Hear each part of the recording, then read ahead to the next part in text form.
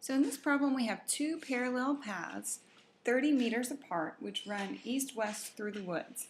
So Brooke is jogging east on one path at 8 kilometers per hour while Jamail walks west on the other path at 6 kilometers per hour.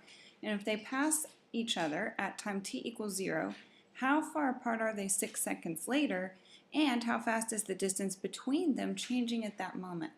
So to start we need a good diagram. So I'm going to draw two paths which are parallel, and we know that the distance between them is 30 meters.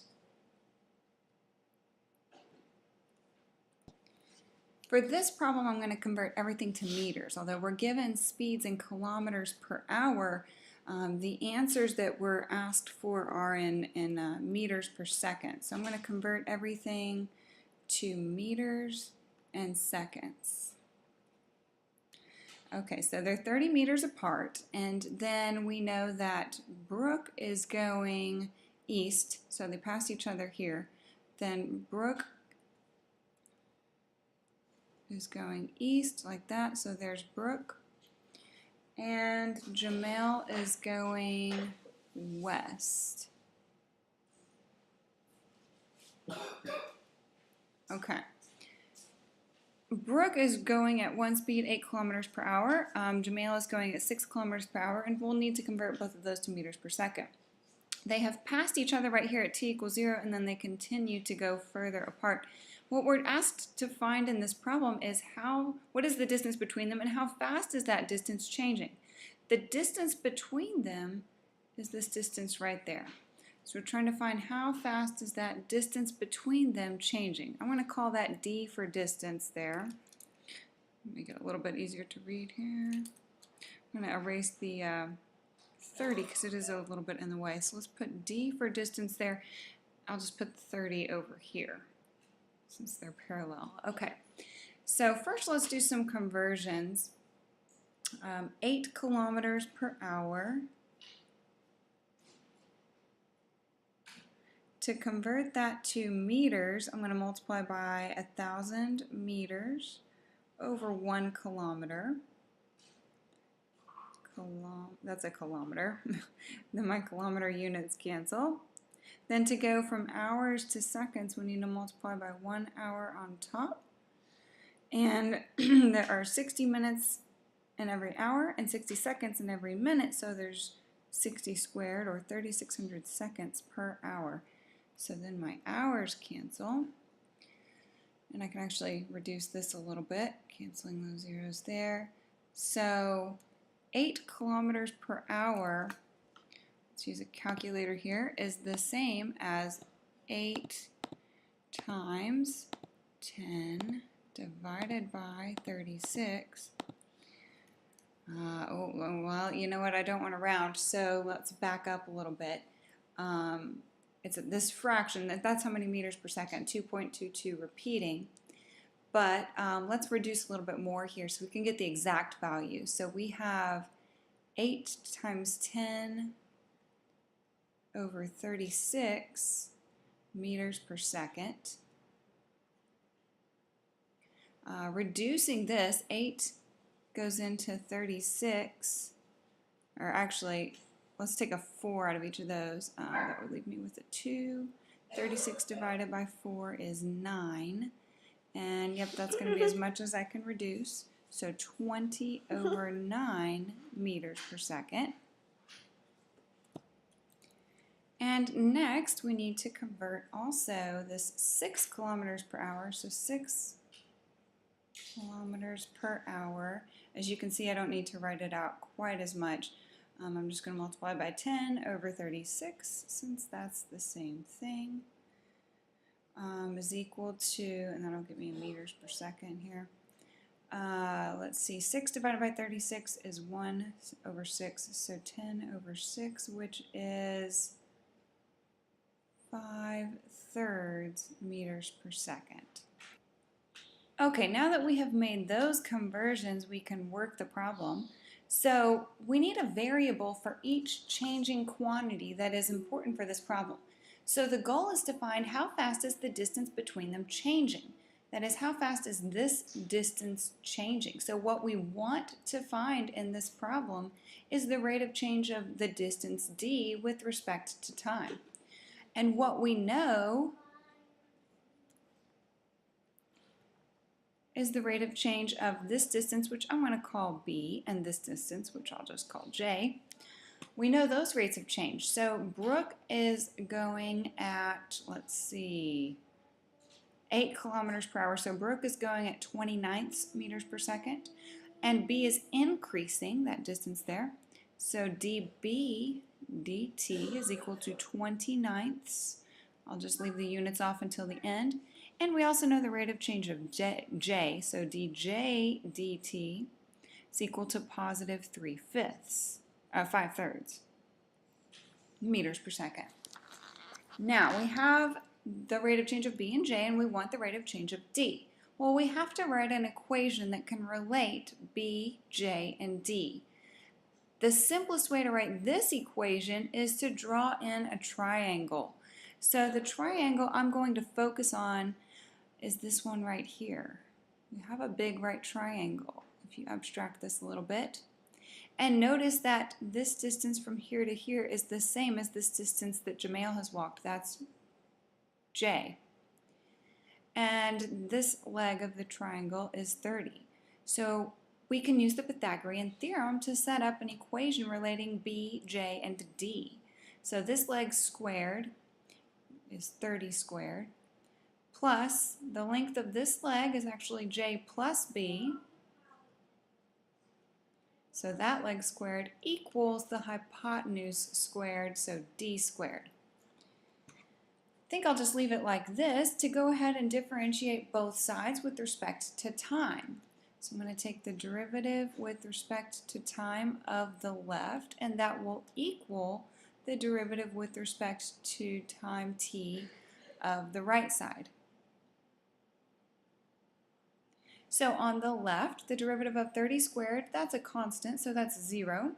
Then for the derivative of j plus b all squared, I'll bring the 2 down, times j plus b to the first power, times the derivative of j plus b by chain rule. Derivative of j is dj dt, plus the derivative of b is db dt. And that's equal to the derivative of d squared, again by chain rule is 2d to the first, times the derivative of d, which is dd dt.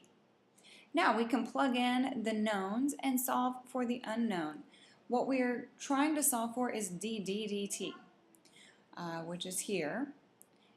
We know these two values, dj dt and db dt. We do not know j, b, and d. So what we need to find before we can plug in everything and solve for dd dt is j, b, and d, specifically at the moment 6 seconds after they pass. I'm going to have to go down a little bit and draw a second little diagram to make room here. So what I'm going to draw is a snapshot of the moment 6 seconds after they pass, and I'm going to use this triangle here.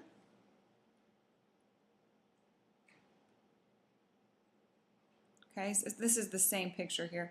So that's still 30. Let's just say here's the point where they pass. So this distance b after 6 seconds, well, if b is Brooke, so if Brooke is moving at 29ths meters per second, then in 6 seconds we can multiply her speed, 29ths meters per second, times 6 seconds to find how far she has gone. So at that moment, b is equal to 29ths meters per second times a total of 6 seconds. And we can reduce that. 6 over 9 is equal to 2/3. And that does not reduce. So we get that b is equal to 40/3 meters at 6 seconds. So this is all a big diagram of 6 seconds over here. Okay, then we need to do the same for Jamail. So Jamail goes at a speed of 5/3 meters per second So in a total of 6 seconds, he goes 5/3 meters per second. It's the speed times the time, 6 seconds. 6/3 reduces to 2. So he goes a total of 10 meters. So this J right here is 10. Okay, then to find the hypotenuse D, we're going to have to use the Pythagorean theorem here. The long leg right there is 10 plus 40/3. So the square of that leg plus the square of this short leg is equal to the square of the hypotenuse, and this is all just at t equals 6 seconds. So we need to simplify here. This is equal to 30/3. 10 is 30/3 plus 40/3 is 70/3 squared. Plus 30 squared will be 900.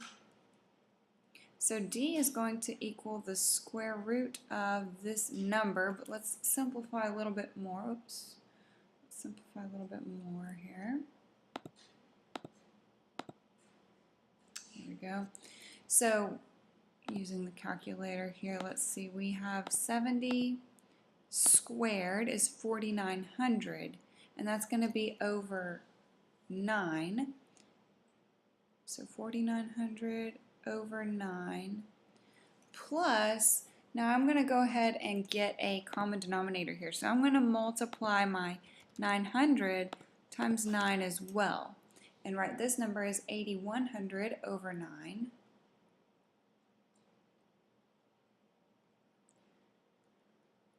Combining these, in the numerator we have 8,100 plus 4,900 is 13,000, which is not going to be a perfect square.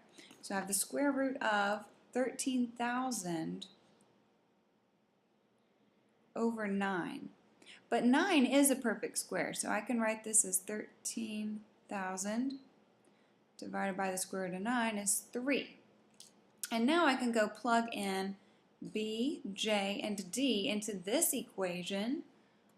Right, there's my B, there's my J, and my D. At the moment when T is 6 seconds, we can plug all of those in up here, okay, into the next line here, and solve for the rate of change of the distance between them at that moment. Okay, so plugging all this in, and let's see, also let's divide both sides of this equation by 2, and that just goes away. So plugging in J here is 10, plus B right there is 40/3, times the rate of change of J, dJ dt, that's back up here, is equal to positive 5/3, plus the rate of change of B is positive 20/9 equals D times dd dt. The distance D at 6 seconds we just found is square root of 13,000 divided by 3, and that's times dd dt.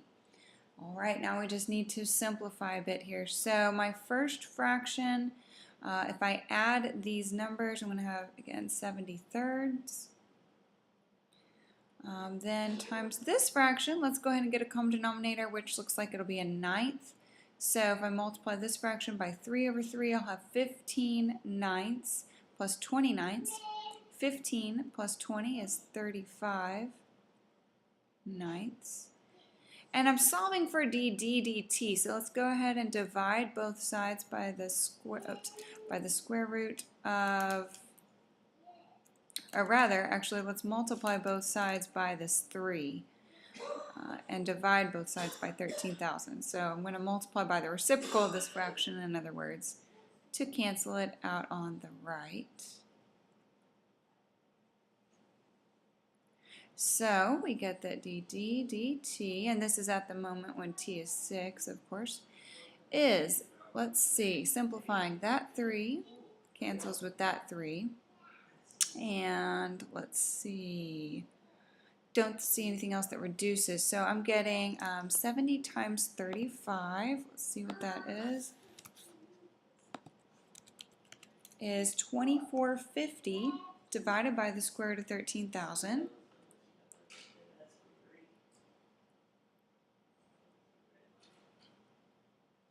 Is the exact rate. Of course, it doesn't mean a whole lot until we approximate it. So 2450 divided by the square root of 13,000. So I'm taking the square root of 13,000. I'm going to put that in the denominator and multiply by 2450 to get 21.488. And this is in meters per second.